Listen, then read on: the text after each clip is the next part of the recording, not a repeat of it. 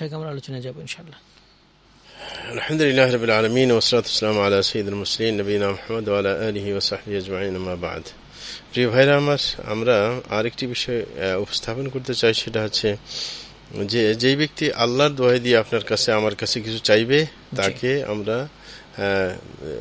মানে না দিয়ে বঞ্চিত করার চেষ্টা করবো না। অবশ্যই তাকে কিছু না কিছু দেওয়ার চেষ্টা করবো, কারণ সে আল্লাহর সম্মান তাহলে টিকে থাকবে।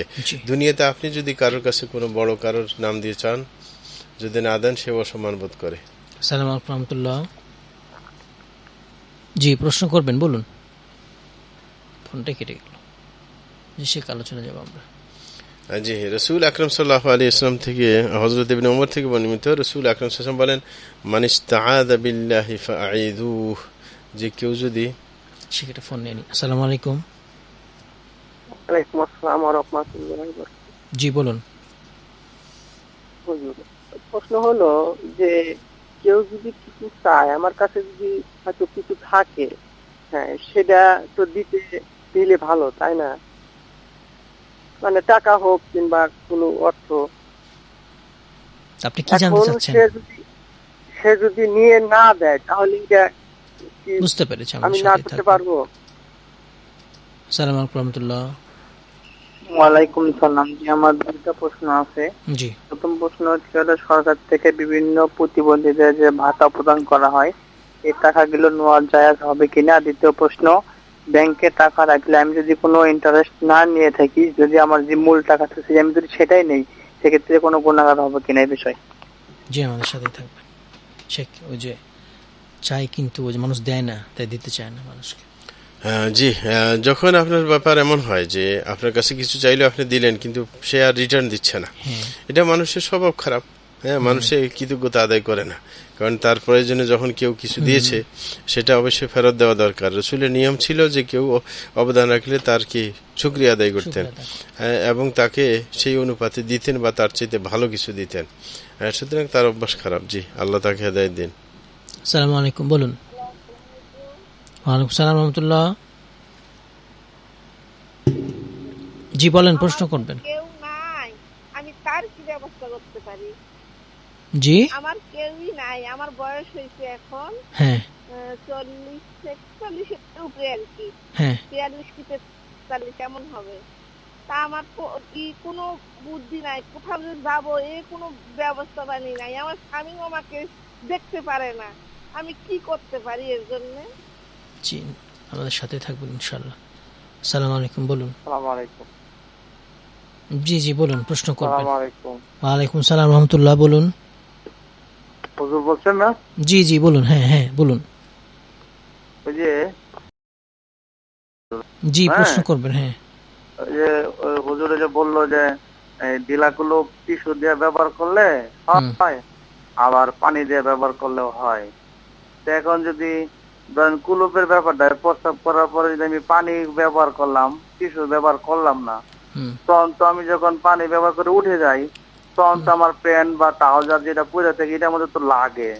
জি, শেখ, এখন উনি যে জানতে চাচ্ছিলেন যে দিবে কিনা, যে রিটার্ন দেয় না তাকে ধার। জি, যদি অবস্থা এমন হয় যে আপনি কাউকে কিছু দিয়েছেন কিন্তু সে রিটার্ন দিচ্ছে না, এমন অবস্থা আপনি দিবেন না। আপনি তাকে স্মরণ করিয়ে দিবেন যে তুমি তো ফেরত দাও না, লেনদেন তোমার ঠিক নাই।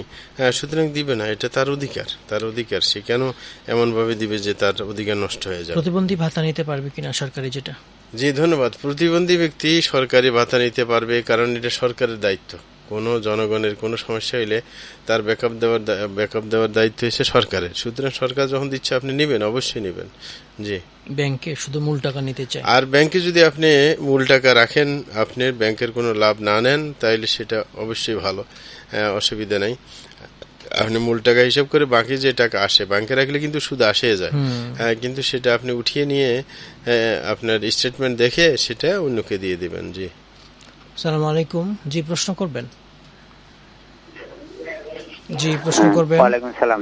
আমি একটা বিষয় বুঝতে পারি না, যে যদি আমি শুধু ঢেলা কুলুপ ব্যবহার করি, শুধু ঢিলে কুলুপ, তাহলে কি একটা নিলে এনাফ হবে নাকি তিনটা নেওয়া লাগবে?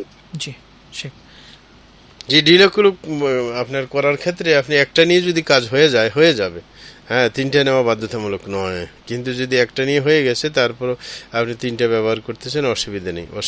জি, আরেকজন যেটা বলছিল যে ওই যে বের হয় পানি দিয়ে ধরে। ও আরেকটা ব্যাপার হচ্ছে, আরেক ভাই বলছিলেন যে তিনি যদি পানি ব্যবহার করেন আবার উঠে দাঁড়াইলে দেখা যায় তার প্রস্রাব বের হতে পারে। আমরা বলি যে এক্ষেত্রে তিনি একটু দেরি করে পানিটা ব্যবহার করবেন, তাইলে আর সমস্যা দেখা দেবে না। এবং সে ঢিলা করে টিস্যু ব্যবহার করে পরও বের হবে, কারণ নারী পানি আসতেই থাকবে ওখানে, সারাদিন ঢিলা গ্রুপ করলে আসতে থাকবে পানি, কিন্তু এটা বৈজ্ঞানিক ভাবে প্রমাণিত। জি, অবশ্যই। যে আমরা পরের প্রশ্নে যাবো, যে একজন স্ত্রী বোন বলছিলেন যে স্বামী দেখেন না, কোথায় যাবেন, দেখাশোনা কেউ নেই, 42 বছর। জি, আমাদের বোনের জন্য প্রথম দোয়া করবো আল্লাহ যেন তাকে ছায়া দেওয়ার জন্য কাউকে আল্লাহ মিলিয়ে দেন। সেটা এখন আল্লাহর উপর ধর্ণা ধরা ছাড়া আর কিচ্ছুই নাই, কারণ আপনি আল্লাহর উপর নির্ভরশীল হইবেন। আল্লাহ আপনি রিজিক দাতা, সুতরাং আল্লাহর দিকে রুজু করেন, আপনি সবসময় আল্লাহর কাছে কান্নাকাটি করেন, আল্লাহ আপনার ব্যবস্থা করে দেবেন। আল্লাহর বিধান মেনে চলেন, শেষ রাত্রে উঠে তাহাজ্জুদ পড়ার চেষ্টা করেন। আপনি যখন অবসর আছেন তাইলে আল্লাহর জিকির আজকার করতে থাকবেন, আল্লাহর কাছে চাইবেন, আল্লাহ ব্যবস্থা করে দেবেন ইনশাআল্লাহ। আসসালামু আলাইকুম রহমতুল্লাহ। জি বলুন। জি, প্রশ্ন করবেন। ওয়ালাইকুম সালাম রহমতুল্লাহ। হুজুর, আমার একটা প্রশ্ন ছিল, আপনি সব প্রশ্নের উত্তর দেন? হ্যাঁ ইনশাআল্লাহ, বলেন দেখি কি বিষয়। হুজুর, প্রশ্নটা ছিল যে একটা মেয়ে আর কি কত বছর পর পর্দা করা শুরু হয়, আর পর্দা করা কি জায়েজ, আর কি কার কার সামনে যাওয়া জায়েজ না? জি, আমাদের সাথে থাকবেন শেখ। ওকে। জি, আপনার পর্দা করা হয়েছে যখন বালেগা হয়ে যাবে একটা মেয়ে, তখন পর্দা করা বাধ্যতামূলক হয়ে যায়। কিন্তু বালেগ হওয়ার আগে, যখন এটাকে করিবুল বুলুগ বলে, বালেগ হওয়ার আলামত একটু প্রকাশ পাচ্ছে, তখন থেকে পর্দা করার নিয়ম। কিন্তু বালেগ হইলে একেবারে বাধ্যতামূলক, তখন আর বিনা পর্দায় থাকা যাবে না। আর যাদের সামনে পর্দা করবে তাদেরকে বেগানা পুরুষ বলা হয়, মাহরাম না। মাহরাম, গায়রে মাহরাম যারা মাহরাম, যেমন আপনার স্বামী, বিয়ের পর আপনার স্বামী মাহরাম, হ্যাঁ, এরকম ভাবে আপনার পিতা মাহরাম, আপনার ভাই মাহরাম, মানে যে আপন ভাই আর কি, আপন ভাই মাহরাম। হ্যাঁ, তারপরে এরকম ভাবে আপনার মামা মাহরাম, হ্যাঁ, আপন মামা, সবগুলো আপন। হ্যাঁ, এরকম ভাবে চাচা আপনার মাহরাম, জ্যাঠা আপনার মাহরাম। হ্যাঁ, এইগুলো অবশ্যই আপনার মাহরাম। অথবা এদের নিচের দিকে গেলে আপনার ভাইয়ের ছেলের ছেলে, এরকম এগুলো মাহরাম। হ্যাঁ, এরকম ভাবে আপনার বোনের ছেলের ছেলে, এগুলো আপনার মাহরাম, এগুলো আর কি। জি, আপনার শ্বশুর মাহরাম। কেউ যখন কোনো ছেলের কাছে বিয়ে বসে, তার বাপ যে, সেও মাহরাম হয়ে যায়। কিন্তু তার ব্যাপারে সতর্ক থাকবে, অনেকের কুদৃষ্টি থাকে শ্বশুরদের, এই কারণে যখন বুঝতে পারবে যে মাহরাম হওয়া সত্ত্বেও তার কুদৃষ্টি আছে, তখন সে অবশ্যই সতর্ক হবে। জি, সেটা আমরা আলোচনা যাব। যে আমরা একটা জিনিস বলতেছিলাম যে আল্লাহ জাল্লাহর নামে যদি চাওয়া হয় সেটা ফেরত দেওয়া যাবে না, নতুবা আল্লাহর অবমাননা হয়। হযরত ইবনে ওমর থেকে বর্ণিত, রাসূলুল্লাহ সাল্লাল্লাহু আলাইহি ওয়াসাল্লাম বলেন, মান ইসতাআযা বিল্লাহি ফাআইদু, যে আল্লাহর আশ্রয় চাইবে তাকে আশ্রয় দিতে হবে, আল্লাহর নামে যদি আশ্রয় চায়। ওমান সাআলা বিল্লাহি ফাআতু, যদি আল্লাহর নামে কেউ চায় তাহলে তাকে দিতে হবে কিছু। ওমান দাআকুম ফাজিবু, কেউ যদি তোমাদেরকে ডাকে তাহলে ডাকে সাড়া দিতে হবে। ওমান সানা আলাইকুম মারুফান ফাকাফিউ, কেউ যদি তোমার উপর কোনো অবদান রাখে তাহলে সেটার প্রতিদান দিতে হবে। ফাইলাম তাজিদু মা তুকাফিউহু ফাদউ লাহ, যদি তোমার প্রতিদান দেওয়ার কোনো ব্যবস্থা না থাকে তাহলে কমপক্ষে তার জন্য দোয়া করবে, এতটুকু দোয়া করবে, হাত্তা তারান্নাকুম কাদ কাফাতুমু, যে এতক্ষণ পর্যন্ত দোয়া করতে হবে যেন নিজের মনে সায় দেয় যে আমি অনেক করে ফেলছি, তার জন্য এতক্ষণ পর্যন্ত দোয়া করতে হবে। এটা গেল একটা। আরেকটা হচ্ছে যে আল্লাহর নাম দিয়ে জান্নাতে চাইবে, আল্লাহর ওয়াস্তে। এই দুনিয়ার অনেকে আল্লাহর ওয়াস্তে সব টাকা পয়সা এটা সেটা চায় না, আল্লাহর কাছে চাইতে হইলে জান্নাত বড়টা চাইবে, ছোটটা চাইবে কেন? জি, কিন্তু ছোট চাওয়া যে নিষেধ তা না, হ্যাঁ, মানে চাইলে বড়টা চাইবে, সেটা আর কি।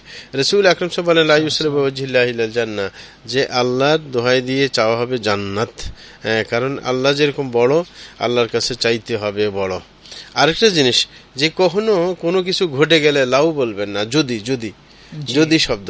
আপনি বাইরে এসেন ঘর থেকে, হঠাৎ করে কোনো ডাল ভেঙে আপনার পায়ের উপর পড়লো, মাথার উপর পড়লো, আপনি ব্যথা পাইলেন, ছিঁড়ে গেল কোথাও, আপনি বলবেন না যে আমি যদি ঘর থেকে এখন বাইরে না হইতাম তাহলে তো এরকম হইতো না। না, এটা হওয়ারই ছিল, এটা আপনার প্রতিরোধ করার কোনো কিছু নেই। এখানে তাকদির যা লেখা আছে সেটা হবেই হবে। এই কারণে লাউ বলে কোনো ঘটনা ঘটে গেলে নিজের মনটাকে খারাপ করতে যাবেন না। আল্লাহ জাল্লাহু বলেন, ইয়াকুলুন লাউ কানা লানা মিন আমরি শাইউন মা কুতিলনা হাহুনা, কুল ফাদরাউ আন আনফুসিকুমুল মাউত ইন কুনতুম সাদিকিন, যে মুনাফিকরা বলতেছিল যদি আমাদের হাতে ব্যাপারটা আমাদের হাতে কোনো ব্যাপার থাকতো, বাঁচার কোনো সুবিধা থাকতো বা আমাদের কথা মেনে নেওয়া হইতো, তাইলে আমরা তো এখানে মৃত্যুবরণ করতাম না, আমাদেরকে হত্যা করা হইতো না আমাদের মধ্যে কাউকে। আল্লাহ এই কারণে বলছেন কুল ফাদরাউ আন আনফুসিকুমুল মাউত, যদি তোমার হাতে সবকিছু থাকতো তাইলে তুমি তোমার মৃত্যুকে প্রতিহত করো, সেটা তো পারবে না যদি সত্যবাদী হয়ে থাকো। সুতরাং যারা মুনাফিক ছিল তারা বলতেছিল আল্লাযীনা ক্বালু লিইখওয়ানিহিম ক্বাদু লাউ তাউনা মা কুতিলু, বলে যে মুনাফিকরা তাদের ভাইদেরকে বলছিল যারা আপনার বসেছিল, মানে যুদ্ধে অংশগ্রহণ করে নাই, বলছে লাউ তাউনা মা কুতিলু, যদি তারা আমাদের মতো এরকম বসে থাকতো যাইতো না তাইলে তারা হত্যার শিকার হইতো না, কিন্তু আমাদের কথা শুনে নাই বলে হত্যার শিকার হয়েছে।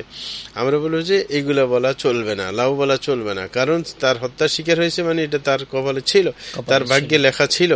এই জন্য এরকম ভাবে আরেকটা হাদিসের মধ্যে চমৎকার ভাবে রাসূলুল্লাহ সাল্লাল্লাহু আলাইহি ওয়াসাল্লাম ব্যাপারটাকে উপস্থাপন করেছেন, বলছেন ইহরিস আলা মা ইয়ানফাউক, যে তোমার জন্য লাভজনক যেটা সেটা করার তুমি উৎসাহ পোষণ করো, ওয়াস্তাইন বিল্লাহ, এবং আল্লাহর উপর আপনার ভরসা করো, আল্লাহর সাহায্য কামনা করো যে কোনো কাজ করার সময়। ওয়ালা তা'জাজান্না, কখনো নিজকে অক্ষম মনে করবে না যে আমি এটা করতে পারবো না, বরং সাহস নিয়ে আল্লাহর উপর ভরসা করে শুরু করে দাও।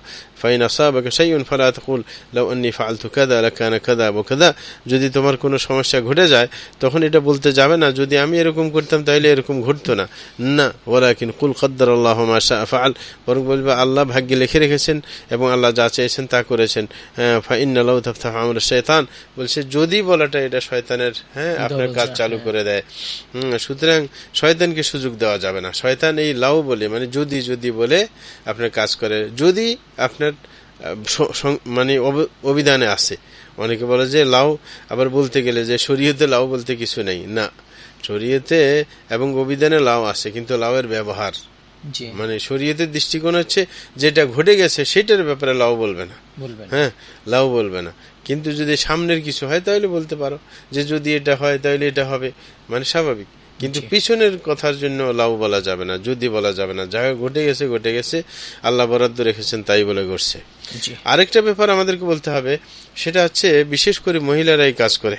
মহিলা যখন বাতাস যখন বয় তখন কিন্তু কোনো কিছু দিলে যখন ওটাকে উড়িয়ে নিয়ে যায়, যেমন কাপড় রোদ্রে শুকাতে দিয়েছে কিন্তু বাতাসে উড়িয়ে কোথায় নিয়ে গেছে, হারিয়ে গেছে এরকম, অথবা ধান রোদ্রে দিয়েছে বাতাসে এই ধানগুলোকে নষ্ট করে দেয়।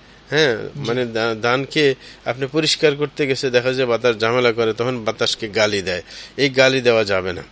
রাসূল আকরাম সাল্লাল্লাহু আলাইহি ওয়াসাল্লাম বলেন লা তাসুবু আর-রিহ, তোমরা বাতাসকে গালি দেবে না।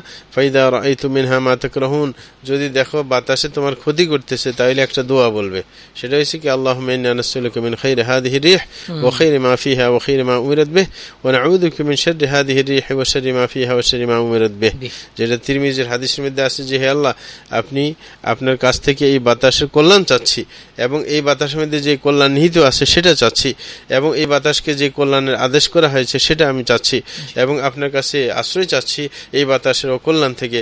এই বাতাসের মধ্যে যে অকল্যাণ রাখা হয়েছে, এই বাতাসকে যে অকল্যাণ করার আদেশ করা হয়েছে সেগুলোর থেকে আপনার আশ্রয় চাচ্ছি। সুতরাং আল্লাহর আশ্রয় চাইবেন, কারণ বাতাসের নিয়ন্ত্রক হচ্ছে আল্লাহ জাল্লা শানু। সুতরাং আল্লাহ এটার ব্যবস্থা নিতে পারেন, আপনি বাতাসকে তো গালি দিলে হবে না, বাতাস তো নিজে নিজে চলতে পারে না। সুতরাং এই ব্যাপার আমাদের খেয়াল রাখতে হবে। আমরা আসসালামু আলাইকুম রাহমাতুল্লাহ।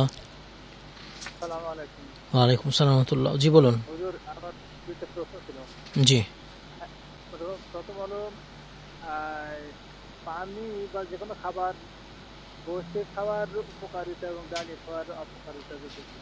জি, দ্বিতীয় প্রশ্ন হলো জুমার নামাজ সময় সংকটের কারণে অন্য নামাজ আমি যেখানে উপস্থিত আছি সেখানে যদি পড়ে নিই, আমি ভাবলাম যে অন্তত ফরজ নামাজটা পড়ে আবার আসবো, ফরজ নামাজটা পড়ে আমি চলে আসবো, এটা আবার সুন্নত নামাজ পড়বো। আসসালামু আলাইকুম রাহমাতুল্লাহ। ওয়ালাইকুম আসসালাম। জি জি বলুন, সংক্ষেপে বলুন, শেষ দিকে চলে আসছি আমরা অনুষ্ঠানের। দুটি প্রশ্ন ছিল। একটি প্রশ্ন হলো যে কোরআনে যখন কোন সিজদার আয়াত আসে সেটা যদি পড়ে তাহলে সিজদাটা কিভাবে দিতে হবে, আর আরেকটা প্রশ্ন হলো যে সাহু সিজদা কিভাবে দিতে হয় আর কখন দিতে হয়। জি, শেখ আমরা এই কয়টা প্রশ্নের জবাব দিয়ে শেষ করবো অনুষ্ঠান। ওই যে পানি বসে খা উপকারিতা। জি জি, পানি বসে যদি খাওয়া হয় এটা হচ্ছে শরীয়তের নিয়ম। রাসূল আকরাম সাল্লাল্লাহু আলাইহি ওয়াসাল্লাম বসে পানি খাওয়ার জন্য বলেছেন, দাঁড়িয়ে খেতে নিষেধ করেছেন। কিন্তু রাসূল আকরাম সাল্লাল্লাহু আলাইহি ওয়াসাল্লাম একবার কিন্তু দাঁড়িয়েও পানি পান করেছেন। এর থেকে বোঝা যায় যে মাঝে মাঝে প্রয়োজনে দাঁড়িয়ে খাওয়া যায়, কিন্তু সবসময় অভ্যাস করা যাবে না। কারণ একটা হাদিসের মধ্যে আলবানী রাহিমাহুল্লাহ সেটাকে হাসান বলেছেন যে কেউ যদি জানতো দাঁড়িয়ে পানি খাওয়ার মধ্যে কি আপনার খারাপ দিক আছে, তাইলে সে বমি করে পানিগুলো বের করে দিত। সুতরাং দাঁড়িয়ে পানি পান করা ঠিক নয়, শরীয়তে সেটা প্রতি নিষেধাজ্ঞা এসেছে। জুমার সুন্নাহ বাসায় পড়া বা বাইরে পড়া? জি, জুমার সুন্নাহ আপনি যেটা পড়ে, আগে তো জুমার সুন্নাহ হয় না, আগে গিয়ে যতটুকু পড়তে পারেন পড়বেন যে নফল, কিন্তু জুমার পরে যেটা সেটা আপনি যদি বাড়িতে পড়েন আপনার তখন 2 রাকাত পড়বেন, আর যদি মসজিদে পড়েন তখন 4 রাকাত পড়বেন। এটা হচ্ছে নিয়ম। সিজদার আয়াত? জি, সেজদার আয়াত যখন আপনি পড়বেন, সেজদার আয়াত আসলে তখন এটা পড়ার পর আপনি সেজদা দিয়ে দেবেন, সাথে সাথে আপনি সেজদার দিকে আল্লাহু আকবার বলে চলে যাবেন। আর সেজদার মধ্যে আপনি দোয়া পড়তে পারেন, সাজদা ওয়াজহিল্লাযী খালাকা ওয়া শাক্কা সামআহু ওয়া বাসারা বিহাওলি ওয়া কুওয়াতি, হ্যাঁ এটা বলতে পারেন, অথবা আপনি সুবহান রাব্বিল আলা বললেও কোনো সমস্যা নেই। এইভাবে আপনি করবেন। আরেকটা ব্যাপার সাহু সিজদার ব্যাপার, কখন দিতে হয়? আমরা বলবো সাহু সিজদা সাধারণত দিতে হয় যদি কোনো ওয়াজিব ছুটে যায়, তখন সাহু সিজদা দিতে হয় ঘাটতি পূরণের জন্য, সালাতে সালামের আগে। আর যদি সাহু সিজদা আরেক সময় দিতে হয়, সেটা হচ্ছে যদি কোনো রুকন বাড়িয়ে দেওয়া হয়, তখন সাহু সিজদার বিধান আবার আছে, হ্যাঁ, যে সেটা রুকন বাড়িয়ে দিলে তখন সাহু সিজদা দিবে সালামের পরে, সালামের পরে সাহু সিজদা দিলে এটা ঘাটতি পূরণ হয়ে যায়। জি, সেখানে ধন্যবাদ, জাযাকাল্লাহ খায়ের। আমরা অনুষ্ঠান শেষ করছি। কে তুমি সুন্দর কন্যা।